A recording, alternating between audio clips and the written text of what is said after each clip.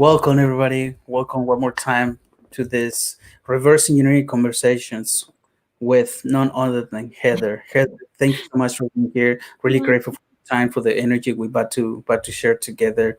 And I Mhm. just wanna from the bottom of my heart thank you for making the time to make this happen. I'm really looking forward to it because you're touching a topic. At least for me, it's I wrote something about it not long ago, and I'm revising. I've been revising it lately, and I'm Yeah. like, oh wow, that I can totally relate. But thank you. How are you? Thank you so much for having me here, Omar. I really appreciate your time and energy as well, and inviting me here and creating this space. So I'm really great. I'm excited to be here. Awesome. That's pretty awesome. It's likewise. It's a blessing. I'm really excited. But I would like to start first. Obviously, we met in the J Shetty certification. Now we're part of the alumni, where it's just mind blowing thing happening over there. But Yes. who's Heather? Please tell us about who's Heather and where you coming from. What are you Yeah. doing now? Like, tell us a little bit about yourself, so that way we can get into this Yeah. bliss. Cool. So I'm a mom of one, and that's probably the biggest thing that I attach myself to right now. But other than that, I'm a daughter and sister and friend and worker and all that stuff. But I came to the Jay Shetty certification school because I really wanted to make an impact for people. I really wanted to help Mm, transition people into a space where they found bliss. And that's where my journey starts about, I think it was almost 3.5 years ago when I was, after my little girl had finally started daycare. I was about a year into my mat leave, and I went back to work. I started really forgetting kind of who I was as a person because I was so busy doing the work, going to work, coming mm, home, taking care of my daughter, doing all the things that you need to do as a working parent.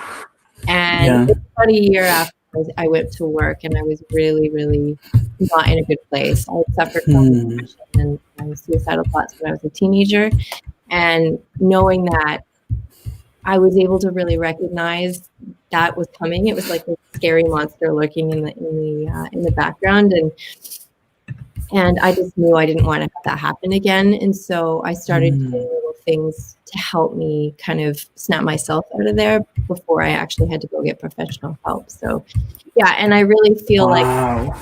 my journey as a coach came from, I want to be that person to help other parents that feel like I did not have to go through everything that I had to go through in order to discover the little things that you can do as a parent. Hi, Nisha. The Yeah. little things you can do as a parent to help you feel better. Whoa, we're gonna go deeper. I'm getting on the floor. This is really awesome, and thank you so much for being so open. And I wanna welcome Nisha, and Nisha. then thank you for being here. She's always supporting us, so thank you so much for being here. And Mhm. then we have Oh, Stuart, which is just I that's my wish they mom. have. Oh, awesome! There you go. We Hi, have the mom. mom. We have the mom here. Well, welcome. You about to find out a few things about your daughter you probably don't know, and this is great.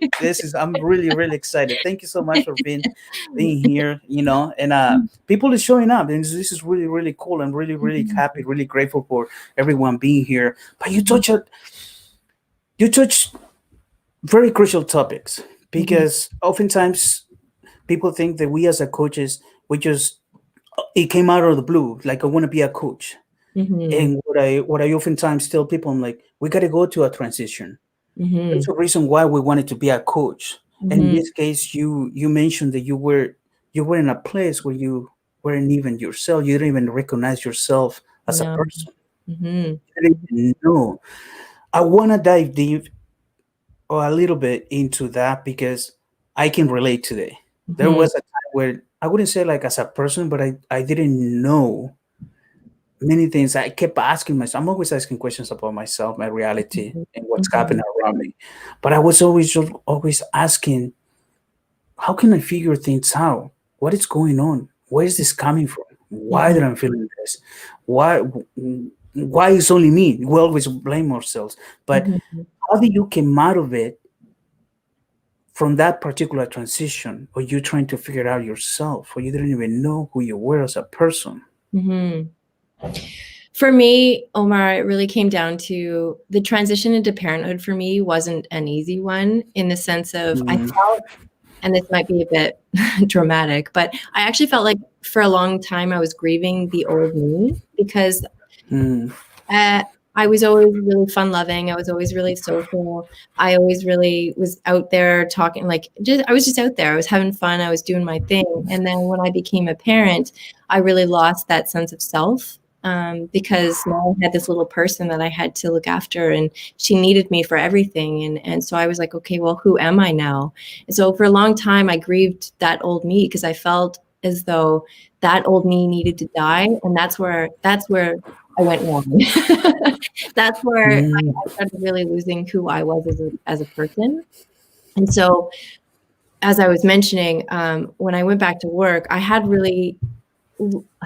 little to no time to myself. Hi, Talia.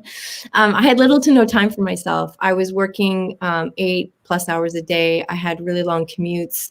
I would come home and I'd have this little person that I need to take care of. And so there wasn't any space for me to actually figure out who I was as this new mom. And even though I had the year at home with her, I still didn't put the work and time and effort into figuring out who I was.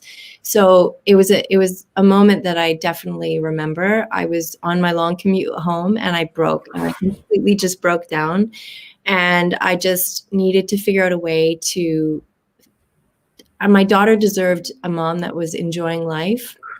I knew who she was and wanted to discover more about herself, and she deserved the person I was before, the fun-loving, easygoing, light person.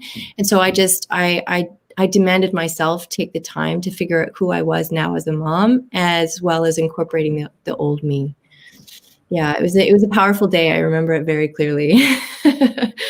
Wow, that is really, it is really interesting. There's many layers that you mentioned over here. At least Mhm, for me, the way I see it, mhm, you obviously knew that some of the things that you were doing weren't fulfilling. mhm, And we talk about that fulfillment. You mhm, didn't mention it, but it's about all that fulfillment that you, mhm. as a parent, you still felt that the emptiness. There's something wasn't just right. Yep, yep, Right? There's exactly. many people, many of us, especially now with the situation that is happening around the world, that feel that emptiness. Yep, They feel that the things just not right. Something is just not right, and yep, it's that little voice, that intuition, that mhm, is telling you something has to change. yep, Something has to happen in order for us to start going into the direction that we're meant to go. mhm, You know, I want to stop there a little bit, but hi, Natalia. Thank you for being here and mhm, joining us. And I want to start with, you mentioned in your bio that you trying to help people about finding that bliss. How did that came out, based on the story that you just told us, that day just completely changed? What is mhm, the first steps that you took in order for you to start finding that bliss? mhm. Well, the biggest realization that I made on that day is that I wasn't being my best self for my daughter, because I was feeling empty. My cup was completely just dry. It was so dry. It was like there was Mm, no remnants of any water in there at all. And so I realized in that moment that in order for me to be the best for my daughter, I had to do some things for myself to help myself grow, to help myself develop, and to help myself feel better about me, because that's what exactly happened. I completely lost all sense of self. And so I didn't have any self-confidence, and I wasn't aware of my strengths and the things I wanted to work on as a mom. I was just simply existing. I was just getting through the days. mhm, I didn't want to present to my daughter someone that wasn't willing to fight for something better. And mm, I feel like as working parents, we get into this hamster wheel of just getting through the days, and the beauty and the gift of each day that we're given, it loses its value. So what I started doing is and this is where I think a lot of parents do get stuck in the spot of, well, I can't do anything. I have no time. And what I really want to help parents with is understanding that they have the power over the time that they have. And one of the biggest changes that I did was I started claiming back some of the time that I felt was being taken away from me and making it work for me. And the first step, Omar, honestly, the biggest heel in my side was my commute. I had a 3-hour plus commute every day. And I would most of the time sit there, be angry and frustrated and start swearing at cars and cursing at them and weaving in and out. And I was just angry all the time. And so what I started to do, and this was the catalyst that catapulted me into this whole thing, is I started listening to podcasts. I stopped listening to radio, I stopped listening to the traffic reports, and I started learning and growing and developing and thinking about new things and new ways of going about things. And it completely changed me. And that little thing catapulted me into claiming back so much of my days and making it work for me. I started realizing that I was needing time with my husband. So we started doing our commutes together. I started realizing that I wasn't moving my body. I wasn't exercising. I wasn't doing anything for my physical being. So I started doing yoga, not for long periods of time, but it's about claiming little pieces of time that you can to help fill the cup. And what I found is that the more you started doing it, the easier it became to actually claim even more time and fill your cup even more. And it's really about awareness about getting to the things and doing the things that are going to give you the most bang for your buck in regards to filling your cup. It may just be something little. It may just be 10 minutes, but the value of that 10 minutes is far more and in excess of doing something else. I always tend to think about, like, for manicures, for me, that doesn't fill my cup. Like, it's just not something for me. I'd much rather do yoga for 15 minutes. Like, I'd much rather do that. That gives me much more bliss than going to get a manicure, that type of thing. So it's about figuring out for you what's going to give you the most value in regards to filling that cup. Yeah. Whoa, this is no, this is awesome. Thank you so much. It's really amazing because you mentioned so many things, and I know.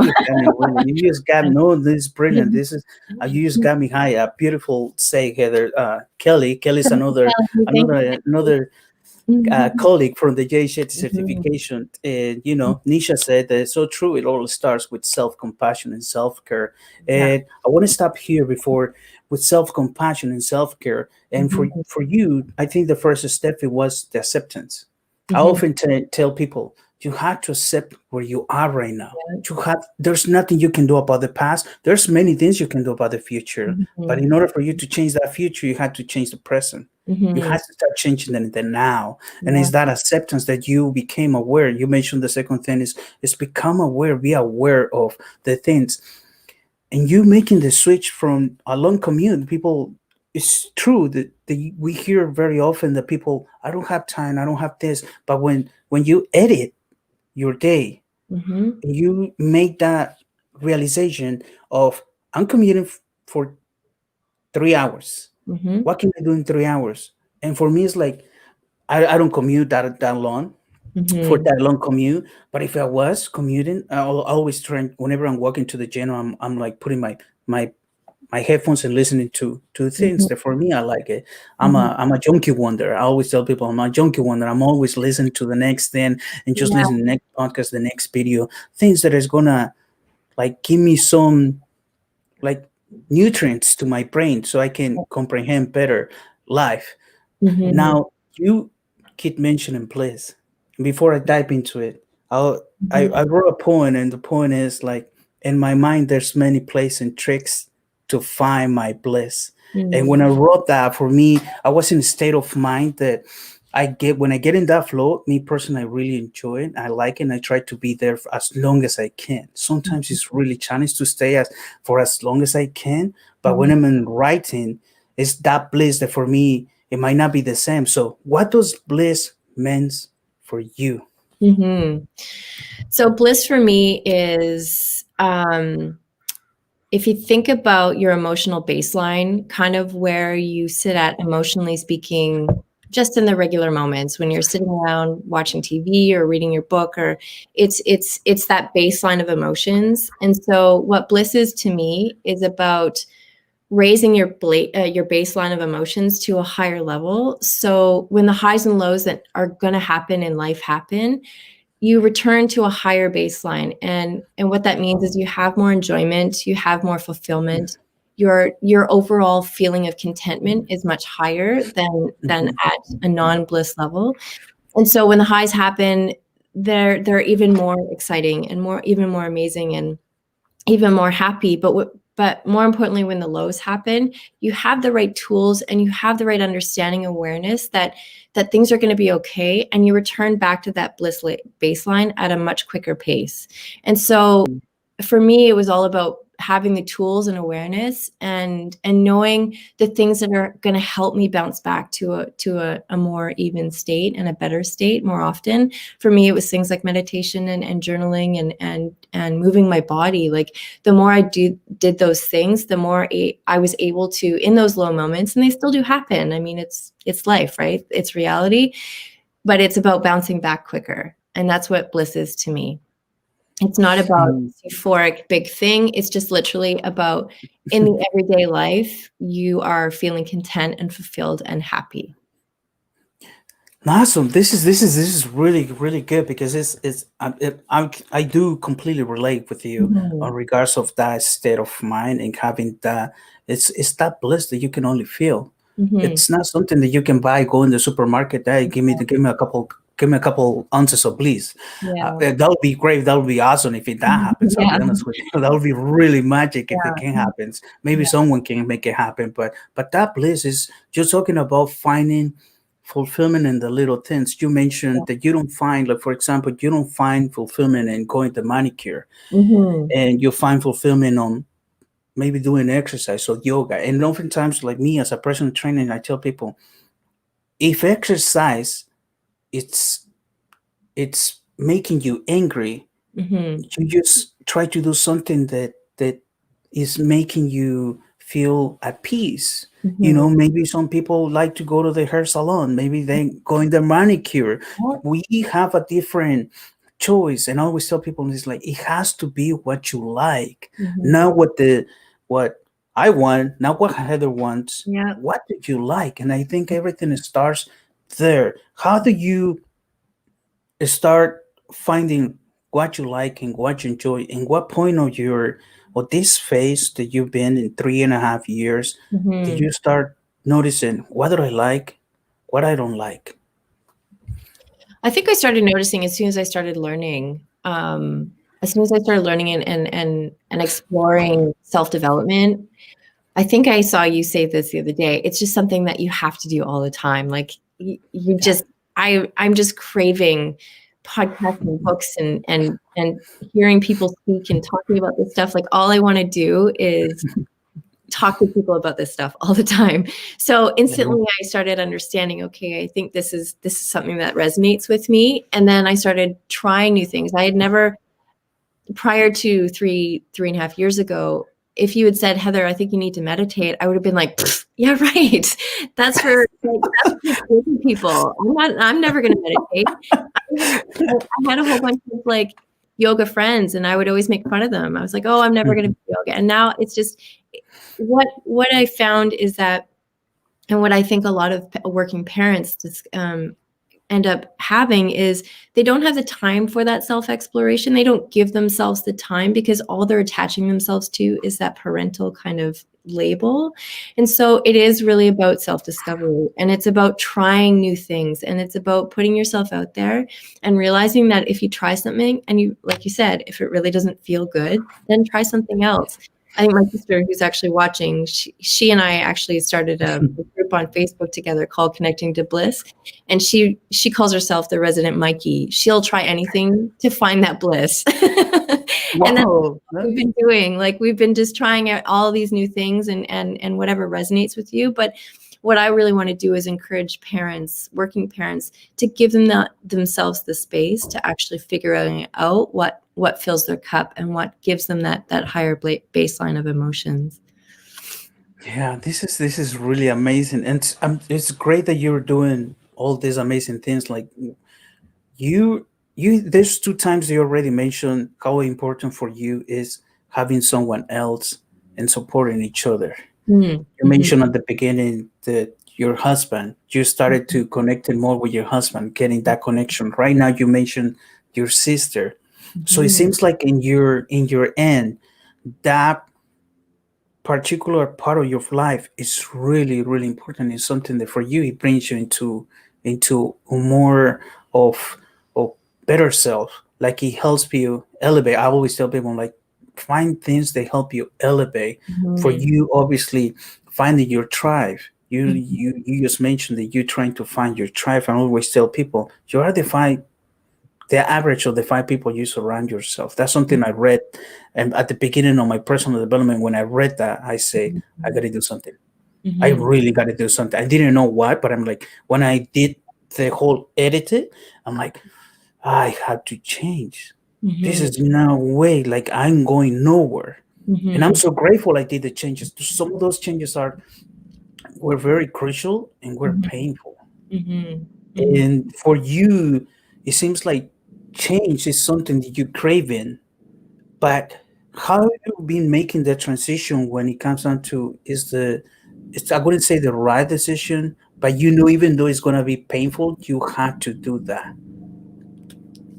It came down to me, Omar, of my daughter. My daughter is my motivation, and I really wanted to be better for her. And sorry, it's really loud. I That's really okay. wanted to be better for her, and I really wanted to be a good role model for her. I really, when she's older and growing up and going through all the things, I really wanted to be in a better state for her to have someone to rely on when she needed me, but also Mhm. understand that she can look to me as someone that accepts me for who I am and wants to grow and always be better. And I think that's all you can really do. You have to accept who you are, but know that there's more always more growth to be had. And I want her to never feel like she has to or she can't develop and grow more and learn more about herself. Yeah, this is really awesome because as a parent, I'm a parent. I have a daughter. She's gonna turn 12 in Mhm. 2 months, and for me, it's just like it's a transition that I'm really looking forward. Yeah. Whenever I tell people that she's gonna be 12, and everybody's just like, "Oh, just wait for it. The thing's gonna start happening." Me, I'm like, I'm excited. I'm actually excited, looking forward to that Yeah. particular transition because I know how I remember myself when I was 12 years old, and Mhm. especially now that we're going through this program with the alumni community.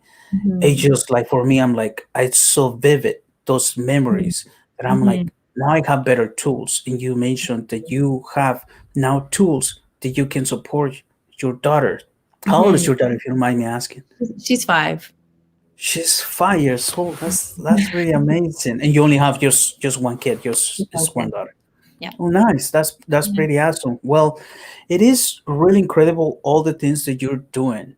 Now, I want to ask you, what are the tips? I wouldn't say advices because I want to make sure that it's tips that you can give a parent they haven't get to that level of fulfillment that Mhm. is looking for the bliss in their Mhm. lives. What are the 3 or 5 tips that you can give that particular pattern that can help them elevate that level of awareness? Mhm.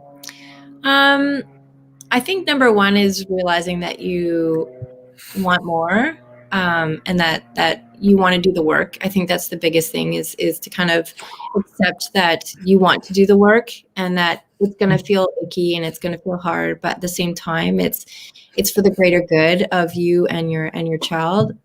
Yeah. I think two is you don't have to make big changes to have big impacts. Like literally 10 minutes a day of doing something that helps you feel good, whether it be meditation or whatever. It's 1% of your day, but it's going to make the whole other 99% so much better. And you're going to be better suited to helping your family and being there for your coworkers and friends and partners and whoever else. Um, and I think be creative. I think it takes a bit of creativity, especially if you're a working parent, when you look at your timeline and of your days and think like, this is not going to happen. There's no way I'm going to be able to carve out 10 minutes to do something on my own. You kind of have to step back and objectively look at it and be a bit creative. Like for me, when was like, okay, I'm empty. I don't have any time to do anything. How am I going to get something in my day that's going to make me feel good? And it took changing that commute into a learning opportunity for me that really was a catalyst. But you have the power over your time. Absolutely. And you're not a slave to your time. You can make it what you want. And so doing things like a time audit is key, because if you write down everything you do throughout the day, you can see the things that you're doing that aren't filling your cup and maybe can be edited out and filled up with something that actually is going to benefit you. So time audit is a really good thing. Asking for help when you need to. If something is really unmanageable, like it's imperative that we ask for the help that we need. It doesn't mean that you're weak. It doesn't mean that you're not a superstar parent. It doesn't mean that you're not super mom or super dad. Like, asking for help is exactly what we need as working parents, because sometimes we need it. Sometimes we need a little help, and that is okay. You just do with what you can. So I think that's probably it. Whoa, you just dropped some bombs here, because I got so pumped right now, and I'm gonna go over with all of them, because the first one, you used, at the end of the day, you have to do the work. And I was doing a live last night, and I say, I can give you all these tips, I can give you 10 steps, whatever, but at the end of the day, if you don't do the work, it's just not gonna work. It's like, you can continue to say, like, I want to manifest. Well, manifestation is about you doing the work. You still got to do the work, and that is so powerful. And I'm so glad that you mentioned it. But before I go, I can continue to, Odette was here a couple of weeks ago with us, and it's just amazing. It's just love this, Heather. As parents, we had to remember to find our bliss and sharpen our own saw, and in order to be our best selves for our families. And it's so true. You mentioned another thing, that being creative. I think I always tell people, like, we're like a kid. You have to play with your inner child. Try to look what that little inner child. I always tell people, I'm like, what did you do when you were a kid that you were like, you still craving it? For me, it was like, being always in the front lines, being in the biggest scene, writing poetry. For me, that was another thing that I used to enjoy, and now I'm doing it. So I often tell people, like, try to find things that you enjoy, And you mentioned, for example, listening to a couple of things, like podcast, is going to help you to better up yourself. But the most important one, at least for me, that I can take, and you just like completely nailed it, is asking for help. Yeah. It is so hard for people to ask for help. Yeah. And I often tell people, like, when somebody's giving you help, you better take it, because you never know when it's going to be given again. If somebody's reaching out and is offering you something, just take it, because you never know when it's going to come back. You never know. Just take it. Like, seriously, I often tell people, like, just ask for help. It's, put your ego aside. Ask for help. You just mentioned, I'm not super mom, I'm not super dad, but just asking for help. And I think as a parent, you always trying to be that superhero. Always. Always. I have no idea where this whole entire thing is coming, the concept is coming from. But it's like, you're a dad or mom, just a parent. You have to be the super human being that for that well-being. But then you lose yourself in the process. Absolutely. Yeah. You just mentioned it, and then you came back, and now you're here. Now, how are you coping? Because you mentioned something like asking for help and acceptance and all this, but how are you coping with the situation nowadays? How do you find that bliss with the situation we are living at the moment? Like, you mean with COVID and the lockdown and everything? Yeah, with the whole entire thing. Because obviously you're a parent, and you have a little one, 5 years old. I can't even imagine myself, but it's just like it's a lot of work, right? It is. I think the reality for me during COVID was self-love and acceptance, that I don't have to love being a mother all the time, and I absolutely adore my little one. Like she is my life. She's my world. She's the sweetest little thing. But sometimes I don't like being a mom because I'm tired or I'm stressed or I'm anxious or all those kinds of things still come up. So it's just being able to accept like, yeah, that's how I'm feeling and that's okay. I don't have to always be in love with having so many responsibilities on me all the time. And I think that's Mhm. one thing that I really want to help parents as well with is that it's okay not to be okay sometimes. Like literally, it is okay for you to just not be okay with it being needed all the time. And Mhm. it's okay to give yourself the space that you need. But going back to your question around COVID, what we tried to do was incorporate what I tried to do was incorporate my daughter in my bliss findings. So we started doing yoga together. um, Whoa. we started doing like drawings together and things like that. We just tried so many different things during COVID that I found was helpful, and I let go of all other responsibilities when we're at home with her too. So I try really not to stress out about anything else besides just being with her, because the reality is that this is really weird for those kids too, and I want to help her life be as normal as it can be. So if it's sitting on the floor playing dolls or coloring with her or painting or whatever it is, just giving her the time and space just to have some normalcy is really important. But what I found is that once I was doing that, I felt better because I was also letting go. Like I was doing that for her to start off with, but I also felt better because it was just sitting on the at the table coloring. It's like, who doesn't feel great when they're doing that? Yeah. No, this is really awesome. Letting go. It's so Mhm. hard Yeah. because oftentimes, like I said, we as a parents, we want to be perfect. We want to Perfect. be that role model. Yeah. For me, at least I can relate because there was a time when I tried to be perfect, and when I Mhm. let it go, I'm Mhm. like I now I do things I done things with my daughter where it's just like I never remind myself doing some of the crazy things that are like for me it's like who's this guy, like sometimes we're doing things on the park or sometimes we're going on the street and then jumping and just like Yeah. doing crazy things that I'm like, well, I remember doing this as a kid. So I will do that with her. And I'm just, once I go into my inner child, for me, it's like, it's fine. For me, Yeah. I'm in that. I love that. And she relates to it. And then we start playing. And all of a sudden, I'm like, oh, we're in the middle of the street. Like, Right. like we're having fun. And I'm just letting go. I'm just Yeah. being in the moment and Mhm. just take that pressure off. Mhm. Being always obviously with the situation, like cleaning here, make sure that everything is right, make sure that everything is right. And I think it's just letting go of Yeah. everything because at the end, they just, in this crucial age of creativity, Mhm.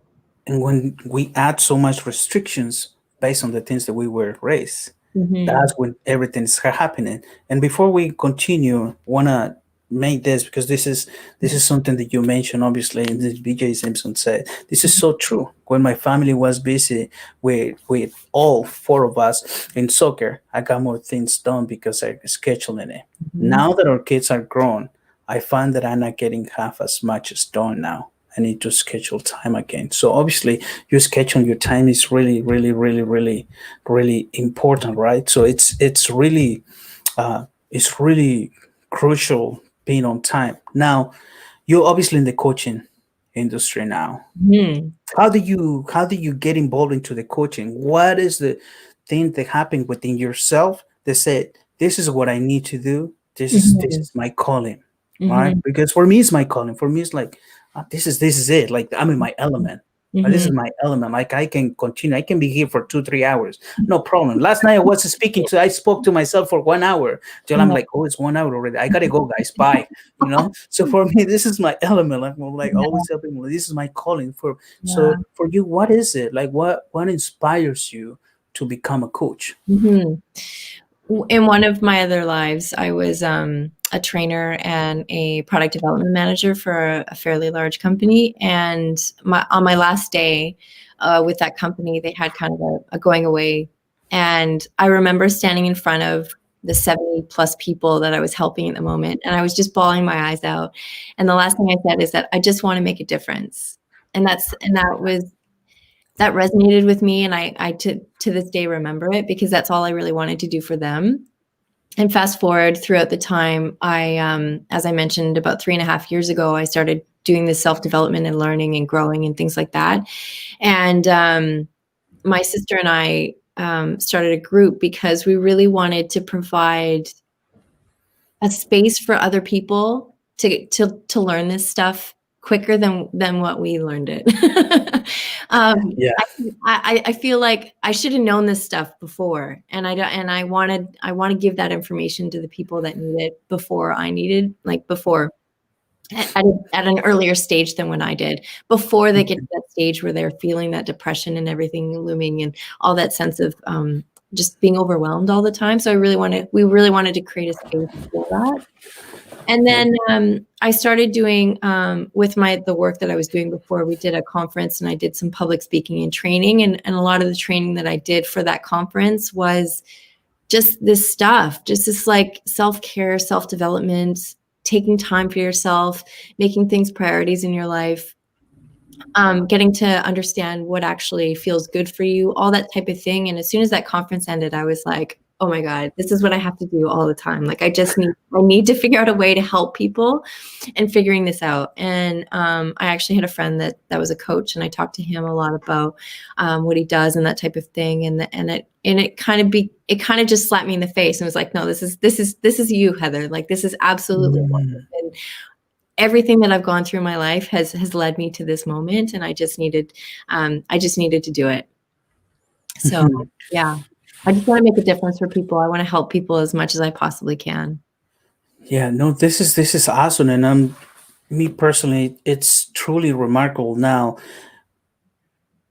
your story and what you've been through. You obviously mentioned the phases of your growing or your personal growing journey, right? And you mentioned service, and oftentimes we as a coaches, I heard plenty of people, but I want to be famous. I want to do this. I want to do this. I'm like, I want to make an impact in the world.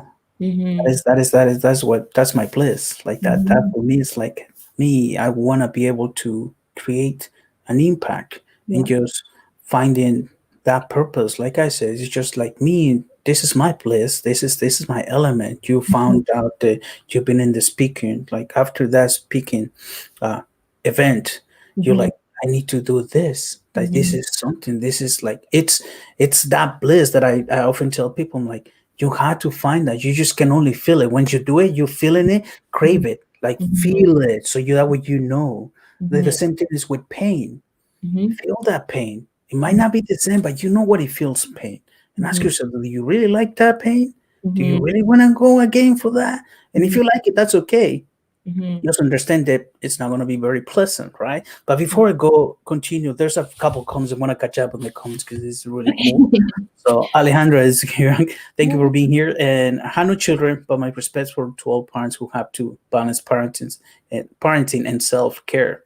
How much do your stress increase with the pandemic? Oh, this is a nice one.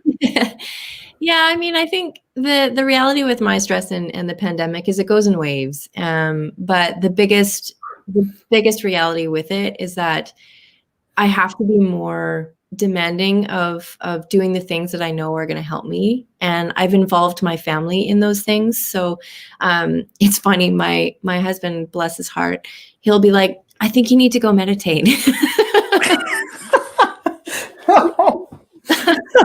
So, like, thank you, honey. Thank you for checking me. No pressure.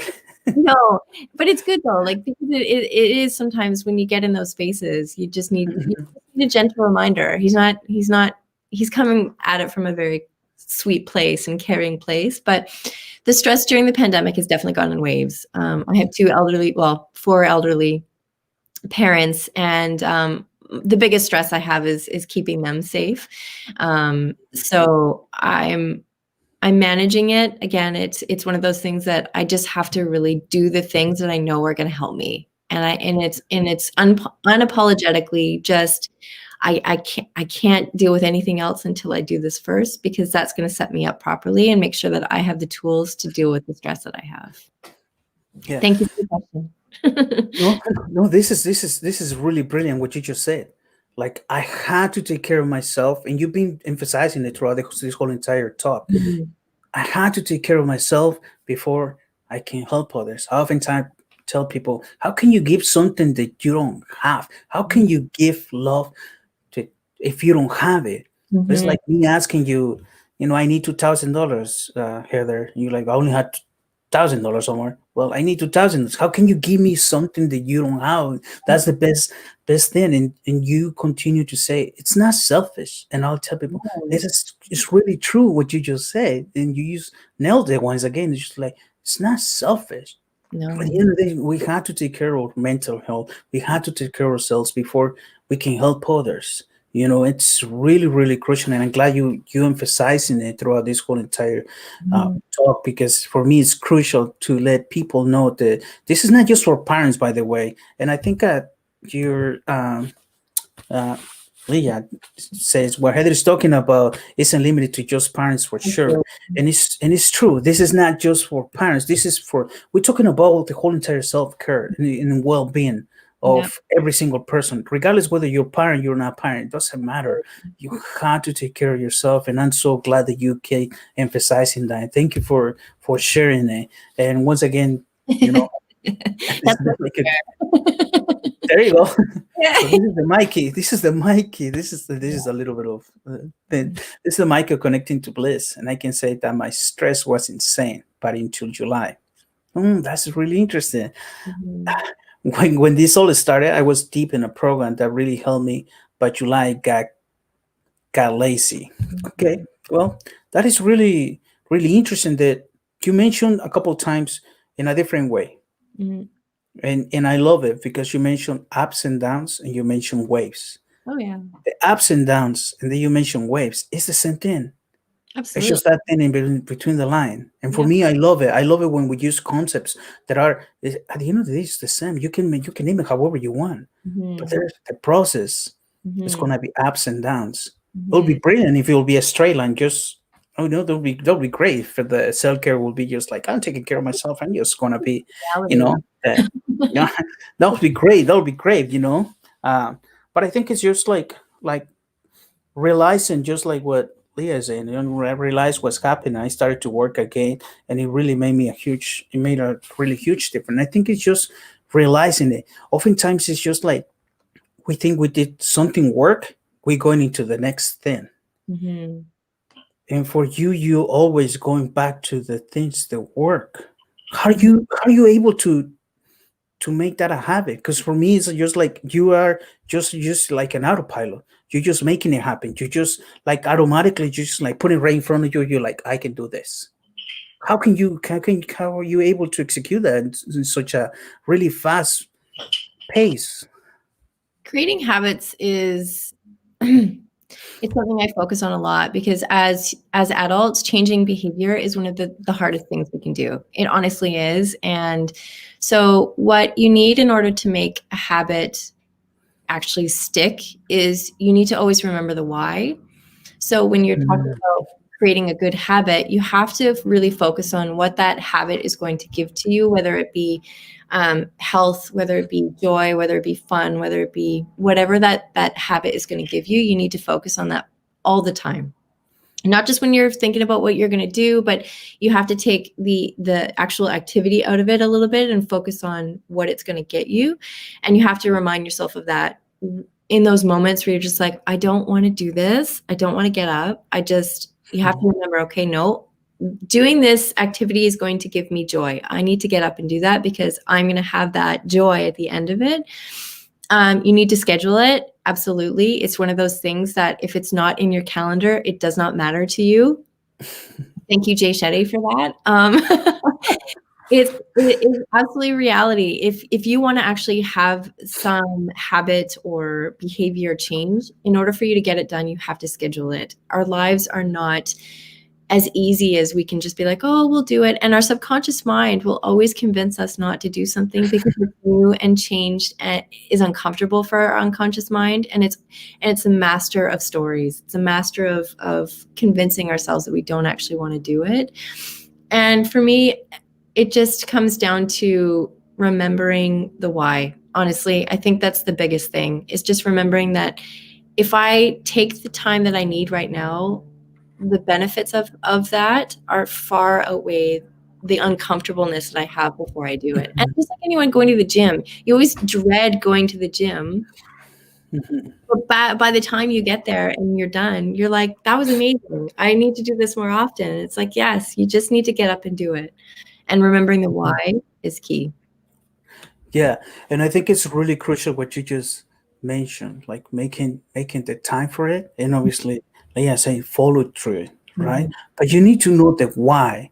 Mhm. And many times, at least with some of the conversations I have with plenty of people, and this is an advice that I got from a friend. And when she mentioned the way I'm gonna mention it, for me it was like, man, this is powerful. I'm gonna do it because she said, once you do something, if you think you want to do it, you just think.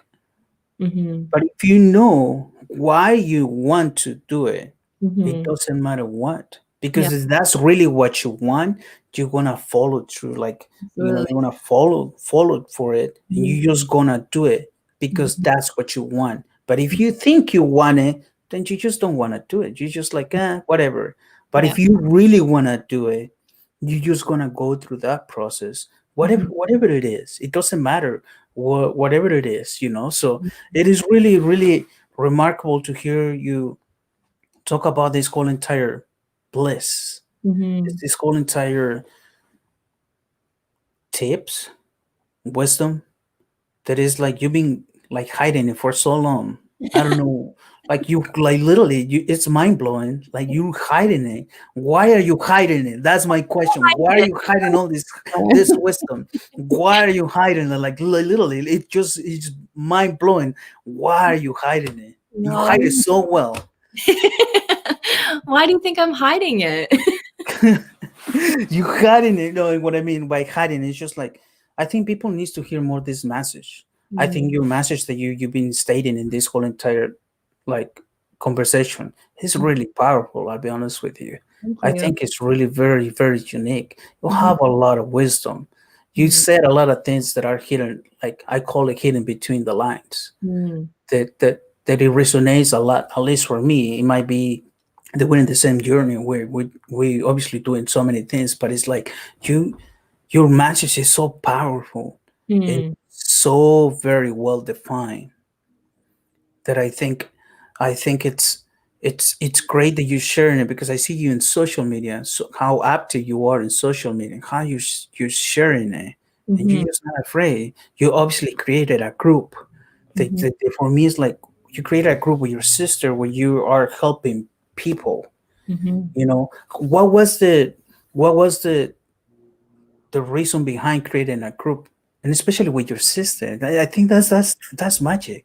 That's really. I mean, I have siblings, and oftentimes we fight between siblings. But this is like you creating something with your sister where the Mhm. message, the message and the concept has to be together. I always tell people together is better, and what better way than doing with your own sisters? This is Mhm. magic. Like, what was the process?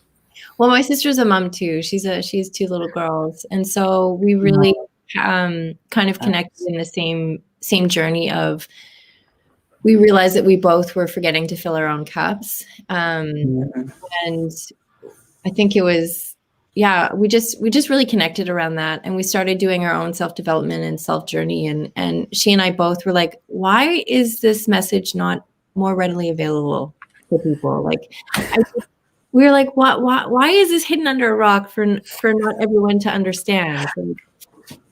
So we really wanted to create a community of people that are willing and ready to do the work, because the reality is that not everyone's in the same point. So we really wanted to create that loving and open and creative space for people to share their journeys about what they're doing to find that bliss baseline. And yeah, we just really wanted to create that community and share our journeys as well. We love talking. So we really wanted to share our journeys. And my sister's an amazing writer, and she really wants to share her journey via her writing, and I just wanted to create a lot more of a social presence around in our circles around on social media, just putting that positive message out there for people and giving them the right tools that they need in order to do their own journeys. Yeah, no, this is amazing. Like when you're able to collaborate and have the same message, and you continue to say like, I just want to give. Mhm. I just want to give, and for me, I resonate a lot because this is one of the things that I want to when I dream about this project. I just wanted to give. Mhm. I just wanted to bring people. They can share some tools, Mhm. powerful tools, like the ones every single person that has come into this place into reverse engineering conversations is Mhm. mind blowing, at least for me, because I hear the message. And it's all about service. It's all Mhm. about you being able to give the tools that it has helped us. And Yeah. this is the crazy thing. It's not you're not sharing the tools that No. you just read them. Mhm. You use them to help you elevate yourself. And now Mhm. you're able to share them Mhm. without having any expectations. And for Mhm. me, I just want to say thank you so much for for sharing it with the audience because I think it's very powerful. Now, how can people connect with you? How Mhm. where people can find you and all the good stuff? Yeah. So I'll just kind of preface, now that I'm a coach, I really want to give the parents the space to discover what is going to give them their bliss. So what works for me may not work for everyone else. So I am really passionate about helping other parents discover what works for them and creating actionable plans for them in order to figuring out what works for them. So you can find me on Instagram at Heather the Coach. I'm also I also have a Connecting to Bliss page as well, so you can follow both. I'm also on Facebook. There's a page called Connecting to Bliss Coaching, and my sister and I created a website as well called connectingtobliss.com. So any one of those, you can find me. You got you got all the good stuff. Like Yeah. there's plenty, and for me, I think it's great. I think the more you obviously trying to create an impact. You obviously like Mhm. have a strong matches, and really happy and grateful to be here. And I Mhm. just want to thank all the people that has been watching. Like thank you so much for watching it. Thank you for supporting Heather. I really enjoyed the conversation. Heather, is there anything else that I haven't talked about it, that I haven't even asked or haven't even think about it, that you would like to share with with us today? Something like, come on, drop it. The only thing that I want to say is that if you think about self-care, think about when you're on an airplane and the flight attendants show that you have to put your mask on first before you can help anyone else. You really have to think about that, and it doesn't just come with parents, it's about anyone. So in order for you to help and be there and be available and be supportive to anyone else, you really have to put your own mask on first. And it's not selfish. I want to take that complete belief out of it. Like, it's, you absolutely have to look after yourself first before you can be there for anyone else, whether it be your family, friends, coworkers, anyone on the streets. You have to really think about filling your own cup first before you can be of service or helpful to anyone else. So if you need help, absolutely reach out. I'd love to be able to help everyone understand that self-care is not selfish, and it's so important, and you deserve it. And yeah, I think that's it. Thank you so much, Omar, for giving me this space. I really love this conversation.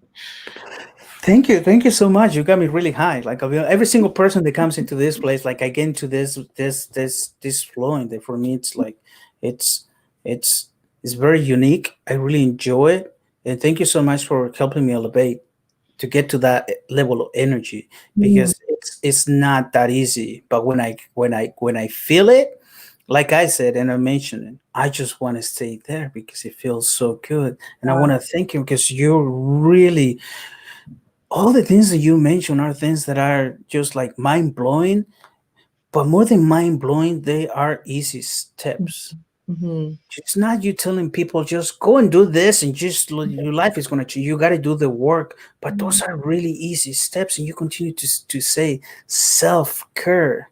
And you Mhm. mentioned the airplane, exercise, or not exercise, but the message from the airplane is just like it's true. When Mhm. you're an airplane, I mean, you're flying an airplane, you wanted to put it to the next person, but if you don't put it to yourself, you won't be able to help others. And I really love the message. I love the whole entire bliss that you sharing with everyone in the world. And I really, really want to thank you for being here, and thank you for every single person that showed up today supporting you, because this is mind blowing. You have a lot of wisdom hidden in between the lines, and I love that about you. And I love the energy you brought into this life. And I just want to thank you from the bottom of my heart for Mhm. being so generous with your time. You're being so open about your journey, because it's not that easy. I'll be honest with you. You asked me a couple of times, like, "What are we going to talk about?" I'm like, "I want to talk about you." Going to talk about you. This is about you, and I really, really want to thank you for being so open, being just willing to share your story, because I think your story has a strong message, and I hope that people resonate, and I hope that people can connect with you, because you truly, truly gonna make a huge change in humanity. So thank you so much for your time. Thank Appreciate it. you, And Omar. thank you, everybody. Thank you, everybody. Thank you. Thank you. We'll see you next time.